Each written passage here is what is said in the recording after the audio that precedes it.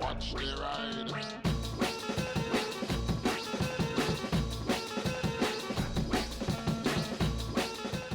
Hey everybody, hope you're all doing alright out there. I have this Energica Experia on loan from English Electric Motor Co. to make some videos and a review on.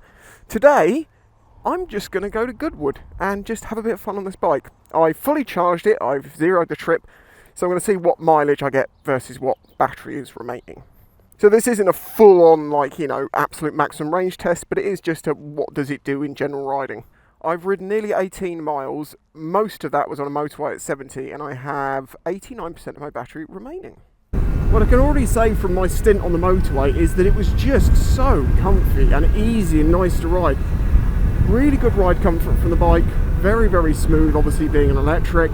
You've got so much power available on tap that you can just accelerate and get anywhere you need to go when you need to get there. It's just really good at that. Obviously, the only downside is that the range isn't going to be as good. I haven't been down to Goodwood for a while. It's a lovely part of the country, so why not come down here and have a little nose around, also see what cars and that are about. Electronic tunnel run?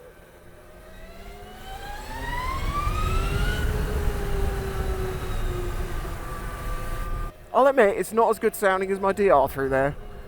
But equally, my eardrums aren't bleeding. Is that a Spitfire? I've got to go and have a look at this.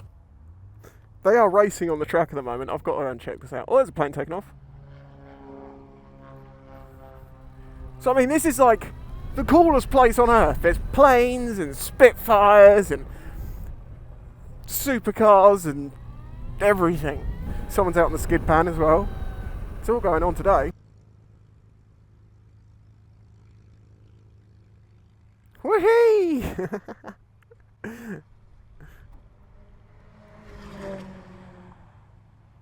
Okay, so I just saw a BMW spin in front of a Spitfire while a McLaren shot around the side of it.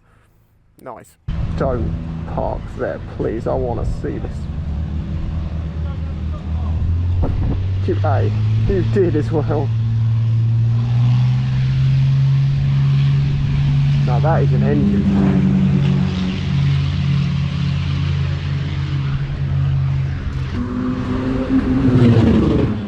God damn. You might end up getting raw GoPro audio, so you can actually hear these.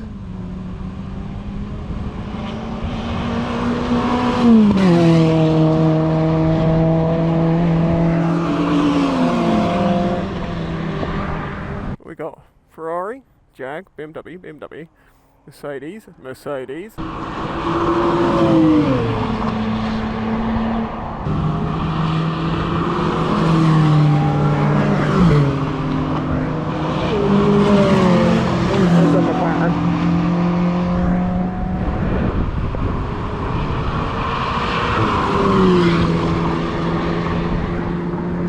Oh, here comes that Atom. It's a great sound on the way past. Oh, it's going in the pits. No, it's not.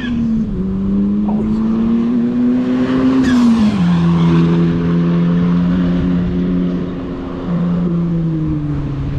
God damn, that's actually quick. The speed he took into that corner.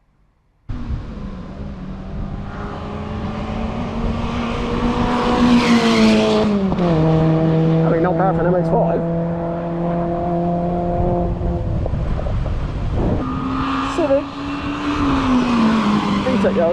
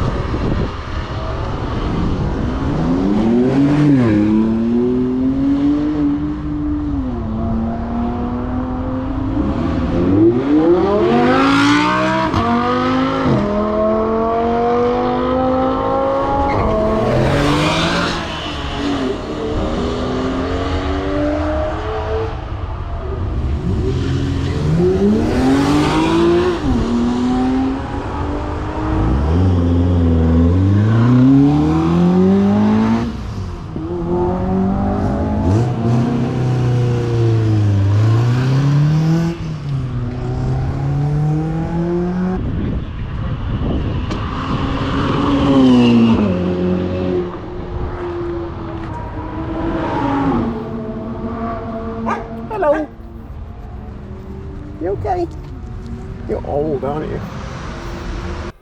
I really do need to come down this place more often. It is an absolute mecca. And you can just turn up and grab a bite to eat, have a little look around. It's very cool. Anyway, should we do a little bit more exploring out and about? Oh, what's just happened here? Is that wheel just come off? Oh, or like... I don't know what's happened there. I think his wheel might have actually come off.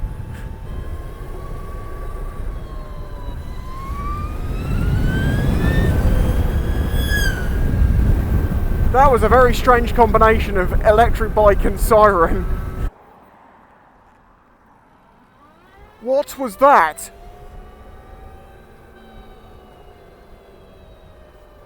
Right.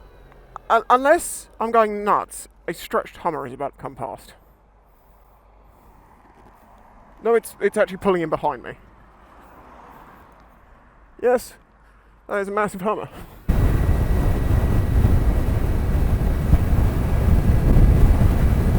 Oh! Pop!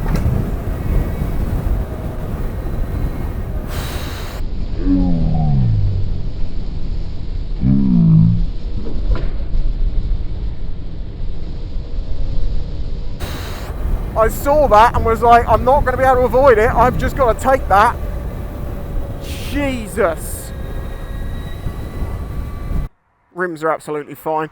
The suspension took that quite well. Thankfully, Oz Racing wheels. That was a serious pothole. I think hitting it at speed was probably the best thing to do because it meant I skipped over it more than went into it. The thing is, if your vehicle gets damaged by a pothole or something like that, you can claim against them, as long as you can prove it. But all they then have to do is come along with some white spray paint around it and say, well, it's there, and then apparently that means they can't claim for it anymore. Like, you can see white spray paint around what was that, about 6 inches wide or so, about 1 foot long and about 4 inches deep. That's fine there. It is kind of amazing how quickly your brain can assess options in such a short amount of time. Like, I actually did think then, am I going to go round it or am I going to go through it? Well, if I go round it, it's not going to work out right, so just hold on tight and go straight. Boom! Where am I going? Because I don't think it's where I was supposed to be going. Right, well, I have a feeling we're going to be doing a lot of filtering in a minute because it's getting on in the day a little bit.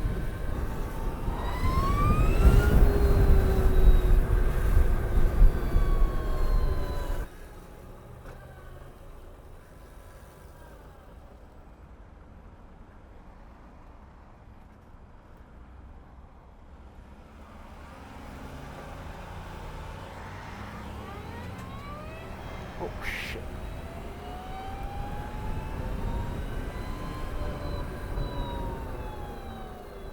That's what we call a mistake. I'm currently going the wrong direction filtering to just have to filter back this way. Basically, I was in the wrong lane and I hoped I'd get across, but then there was a trailer and it was like, nah, that's not gonna...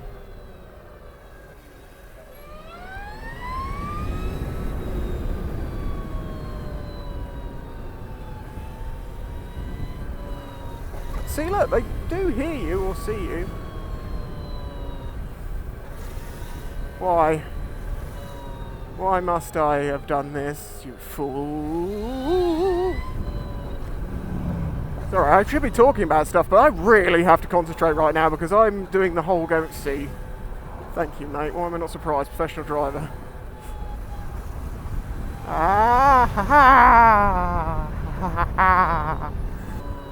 I'm starting to really like this bike. I mean, I liked it before, but there's things about it I'm just really starting to enjoy. It's got all of the pros of the Eva Rebelli that I absolutely loved. You know, power, decent range, fast charging, the sound, all of the things about it. But this has got the comfort to go with it. And all that storage, you can basically do whatever you want with it. This does have a load of luggage. I don't have it on the bike now, but I do have a video on that. Thank God I don't have it on the bike now because I wouldn't be so happy about filtering with luggage on. Obviously, one of the really nice things about electrics when you're filtering on hot days like this is you don't get nearly as hot because the bike's not hot and you're not holding the clutch and you're just rolling the throttle as you need it. So much less effort. And it isn't boring because then it becomes a new challenge of just how smoothly and easily can I do everything I want to do.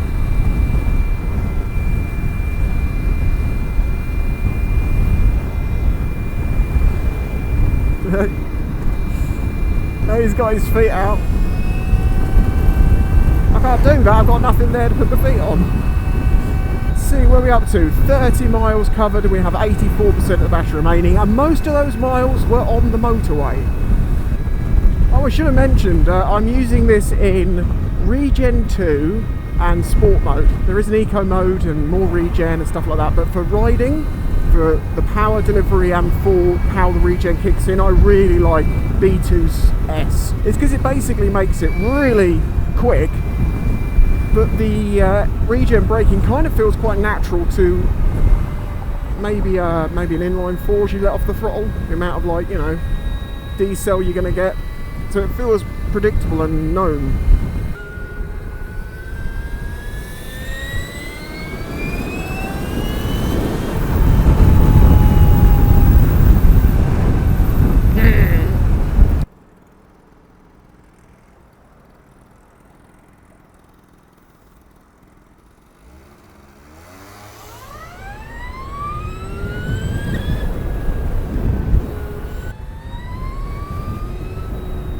Should we go and see what's going up on the hill?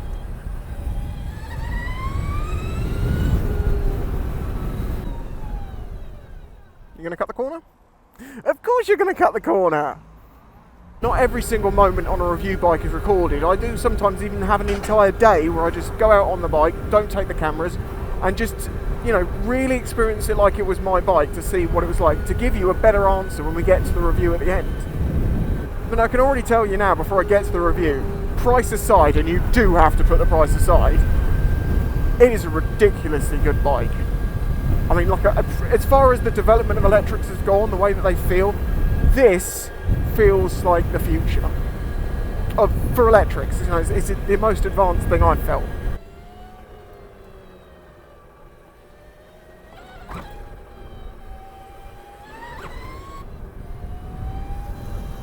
I love the way that woman just looked at me like, hello, excuse me, hello, could I come through? Hello? I'm not going to do anything until I see you look in your mirror. You are not looking in your mirror. Thanks, great. Oh, we're stopping now, so let's see if I can surprise him. Oh, it's because she's on her phone!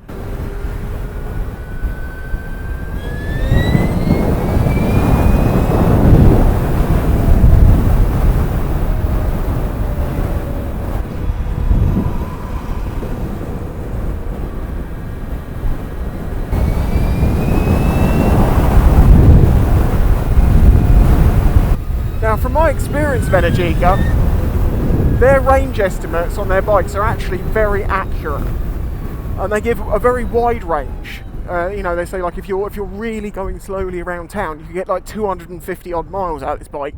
If you're gunning it around, you're only going to get about 130. But as you've seen today, I've been on motorways, I've been going 60, 70 in some country roads, a lot of filtering and things, bit of on and off the throttle. You know, we've covered 45.6 miles. We've got 76% of the battery remaining, and the estimated range left, and it kind of adjusts it for what you've been riding from what I can see, is 160 miles. So that would lead us to about 205 miles of normal riding. Over the time that I've been riding electric bikes, some of them have made me sort of question some things. And this bike, I'm going to just say it, okay? I absolutely frigging love this bike. With this performance, this range, all of that, I would love to own this bike. Now, of course, I couldn't possibly afford it, so it's silly. But what is to say is I actually want an electric bike over petrol because of the way it performs. Not about any of the green agenda, as some people like to call it, or not because of this is better for the environment, or not. None of that. Just forget all of it. It's simply about how it rides and how it makes you feel. Or me feel. It's just so calm. You can be Larry. Really Larry. And you can have some proper fun with this thing. But at the same time, it's just so chill. And yes, I do miss the sound of an engine at times, but that's quite a cool sound too. It's just on you now, Insta360. Well, this just died. I don't miss holding a clutch in traffic. I don't miss the heat of the engine. I don't miss having to put fuel in it. I love the fact that I plug this in and every morning it's at 100% and I can just go out and have fun and I don't spend any time going in petrol stations. The saving of money, all of these things, I love it. Now, the saving of money is in the context of me as a reviewer who isn't buying this bike and is just getting to ride it around, and me not having to use my petrol bike and I can just charge it on electric means I'm paying a lot less to ride this. So I'm not saying saving money to the end user necessarily, because this is 30 grand basically. Well, it's actually a little bit less than that. It depends on what spec and stuff you get from the looks of it, and it's a lot of money. But that doesn't mean now I'm like, I'm an electric man, I just like electrics, I don't like petrols. No. It goes this bike, then loads of petrols, and then at some point there is another couple of electrics in there. Ironically, they're the smaller CC ones, because that's what small CC electrics are really good for. Just tons of torque, tons of fun, not a huge amount of top speed, and you just get to buzz around and, yeah, you've seen my videos. Watch my review on the Zero FXE. It's a perfect example of a lightweight bike with enough power.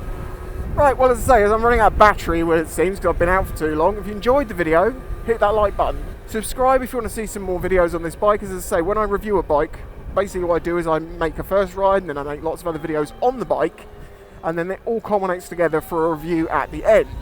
The idea is that those individual videos are still watchable. There could be standalone videos that you can watch, but if you want to know really about the bike, if you want to know everything, if you're actually thinking about buying one of these, start with the first ride, watch through all of them.